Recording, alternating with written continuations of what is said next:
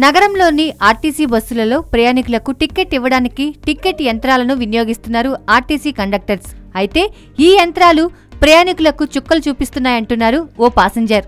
తాజాగా LV Prasad to Kondapur వెళ్లడానికి ఓ వ్యక్తి ఆర్టీసీ బస్సు ఎక్కగా ఈ రెండు ప్రాంతాల మధ్య దూరం కనీసం 12 కిలోమీటర్లు కూడా ఉండదు.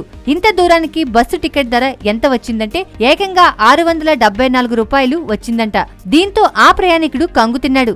ఇదేమిటని ప్రశ్నిస్తే కండక్టరు నాలుగు ఖర్చుకొని మళ్లీ మరో టికెట్ ఇచ్చారని చెబుతున్నారు.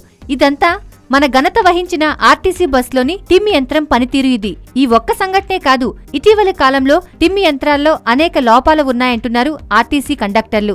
ఈ సంఘటనలో తప్పుగా వచ్చిన టికెట్ ను ఫోటోలు తీసి వాట్సాప్ లో పెట్టడంతో అందరూ జోకులు పేల్చుకుంటున్నారు. ప్రజా రవాణాలో అగ్రస్థానంలో ఉన్న ఆర్టీసీలో సాంకేతిక పరిజ్ఞాన వినియోగంపై ఇంత వెనుకబాటుతనం వహించడం కరెక్ట్ కాదంటున్నారు నిపుణులు.